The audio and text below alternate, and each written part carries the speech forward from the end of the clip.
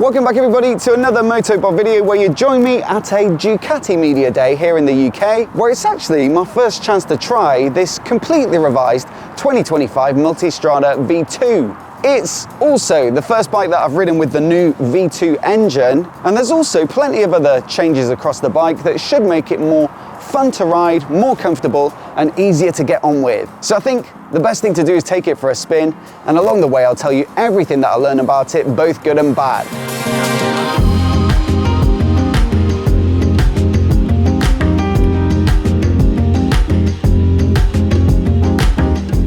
Now, to be clear, we just had the one day with these bikes, hence why I've titled this video a first ride rather than a full review. What I can comment on is how it feels to ride, the ergonomics and the general usability of the tech. But if you want more information on how well it holds up to lots of riding, or what it's like on a long tour, or how much it costs to own in the long run, then of course I'd recommend digging around for some owner's reviews once they've been on the market for a few months. Now, in terms of what's new on this 2025 Multistrada V2, well, we have to start with the engine, which replaces the long-standing Stretta that's been powering a whole range of different bikes in the Ducati lineup for years now. This new engine, though, named simply the V2, has been designed from the ground up, and Ducati claim a whole host of benefits despite being similar in its fundamental layout and the resulting performance figures. You see, the Stretta made 113 horsepower peak and 94 Nm of peak torque, whereas this new engine makes almost the same at 115 horsepower and 92 Nm. On top of that, if you're already a little underwhelmed, then you might also be disappointed to learn that you have to work this engine harder to hit these peak figures, with both occurring a couple of thousand RPM higher in the rev range. Thing is, that's not the whole picture though. Ducati have removed, for example, their signature desmodromic valve timing system in favour of more typical spring-actuated valves, which should help to bring down servicing costs with both simpler valve checks and also eliminating the need to frequently replace the Desmo timing belts. At the same time though, they've also introduced variable valve timing on the intake valves, and that means, or at least they claim, that 75% of that peak torque figure is now available all the way from 3,500 RPM right up to 11,000 RPM. That should make this engine feel really usable out on the road, and so that's the theory, but what's it really like? Honestly, you might have had your reservations about this new V2 engine from Ducati. It's, no real performance increase on the Stretta it replaces in this bike, but I've got to say, I find it a lot of fun. Woo! It's easily quick enough to have some good fun on a bike like this, and I think it's a bit more free revving, let's say, than the Stretta. It feels a bit more like a KTM 890 or 990 in that really playful, revvy kind of way.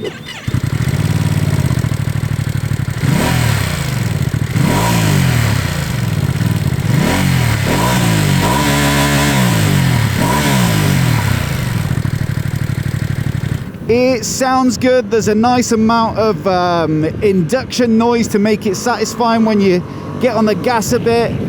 The quick shifter is super crisp, really very nice to use. And yeah, all round I'd just say it is a bit of a hoot. And sure, you're going to get way more power with something like the Multistrada V4. But I think if a lot of people are honest with themselves, this engine at its more modest peak power figure is actually enough for 99% of your riding. We're actually coming back next week to try the new Panigale V2. And I'm very, very, very much looking forward to seeing how this feels in more like a sporty application. The other big advantage of this new engine that I skipped over earlier is that it's the lightest V-twin that Ducati have ever made, tipping the scales at just 54.9 kilograms, which is a good 6 kilos or so lighter than the Stretta that it replaces. But the weight savings aren't just limited to the engine, with lots of work all across the bike, resulting in 18 kilograms of claimed weight savings, with the S model I'm riding coming in at 202 kilograms wet without fuel. I think I'm right in saying that makes it their lightest ever Multistrada, or at least in the non-S version without the electronic suspension package, which comes in at 199 kilograms without fuel. In order to achieve this, perhaps one of the more substantial changes is the fact that they've ditched another of their signature features in the steel trellis frame. This has been the structure of choice right back to the first ever Multistrada, but this new bike uses a similar concept to their V4 powered bikes and the most recent Monster, with the engine being used for the majority of the bike's structure, connected to the fork with an aluminium front frame. On this model, it also houses the airbox for neat packaging, and then there's still a bit of steel trellis with a bolt-on subframe, whilst the newly designed swing arm is directly attached down at the back of the engine. It's pretty neutral in terms of the handling, and I mean that in a good way. For a bike like this, you want it to feel versatile and easygoing, and it feels just that. You know, it's never going to be the sharpest in terms of the turning with the 19-inch front wheel that you get on this sort of adventure-y style bike, but it's got to be a little bit stable, and it is that. It feels like a right balance between fun to ride on these more twisty roads, but equally easygoing and stable enough to be a usable tool. Same for the weight. You know, it's substantial, this bike. It is always going to feel like that, being an adventure style bike or an adventure touring bike. But because of the weight they've shed, it never really feels heavy. When you're doing day shooting like this, you're doing a lot of U-turns in gravelly laybys and stuff like that, it doesn't feel super top heavy, it doesn't feel unmanageable, which can happen, of course, with the larger capacity machines. It's great on the brakes as well, just trying it out through some of the turns back there. The Brembos do the job. The suspension package as well on this S model, the semi-active stuff, again, really good. I've got it set in quite a soft mode, a comfort mode, because it's not the best surfaces back there. But yeah, you can go even softer. If it's very low grip, you can go firmer if that's your sort of thing. But it's got that versatility, and that's what a bike like this is all about. Onto the ergonomics, and what I've always thought is pretty good about Ducati's adventure bikes is the sheer range of seat heights possible, which makes them much more accessible to a wider range of riders. This one is very much the same, with both accessory low and high seats that, like the standard seat, are adjustable between two positions, and then there's also the possibility of a suspension lowering kit. That means you can go from a super low 790mm right up to a very lofty 870, and so there really should be something for riders of all sizes. Still, we have the standard saddle on the day, of course, and I was testing it in its highest setting.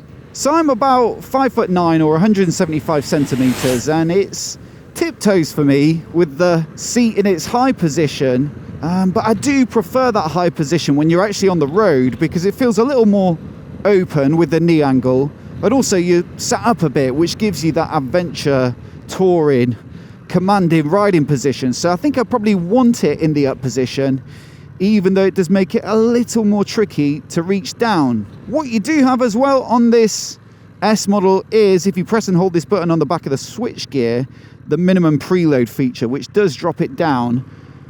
And although it's not as good as an automatic adaptive ride height feature like on GS, the 1300, or I think the Multistrada V4 gets that now, just because you have to remember to press it every time you slow down, whereas it's more seamless on those other bikes. Still, having it is a valuable asset, and I think if I had luggage on or a passenger, I'd be even more glad of it. Otherwise though, great ergonomics and a nice neutral foot peg position.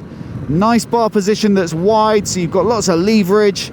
But the thing that's really stood out for me in terms of the comfort is this windscreen. Firstly, it's exceptionally easy to adjust with this little tab, I guess. When you want to press it down, pushing it in allows the screen to go down. When you want to pull it up, pulling the tab up allows it to come up in that direction. It's something that many other manufacturers somehow seem to mess up. And so, yeah, take note, other manufacturers, this works really, really well. But also, I rode here, it was a good 3 hours on the motorway on a Tiger Sport 800, the new sports tourer from Triumph for 2025. And that's got a bit more of a slim screen. Now, granted, it's more of a sports tourer than an out-and-out tourer, but certainly the coverage just isn't as good as this bike when this is up. There's way less buffeting with this. This is one of the cleanest windscreens in terms of airflow I've tried that isn't, you know, a completely massive Goldwing style screen. It's really spot on. You can pop it down and get a bit more wind flow to cool down, but in this up position, it's just quite quiet. There's not that bassy buffeting knocking your head around. And while that will vary for, you know, riders of different heights, if you're around a middling height like myself, I think it's really good, and I wouldn't even really think about, you know, looking for something like an aftermarket touring screen. Now, I think it's fair to say that previous Multistradas have always been pretty well equipped on the tech front, and this 2025 model is no different, with a 5-inch TFT dash as standard with a range of different layouts, 5 riding modes, 4 power modes, cornering traction control and ABS, wheelie control, engine brake control, a quick shifter, LED lighting, auto indicators, cruise control, a USB port, and their Brake Light Evo feature. And that's just the standard kit. The S model also gets connectivity as standard, but it's an accessory on the base model. And then there's heated grips, fog lights, tire pressure monitoring, and more if you dare to delve further into the configurator. That many features could easily get your head spinning. And so what's it all like to deal with in practice? Now, it isn't the biggest TFT dash, this. I think it's 5 inches.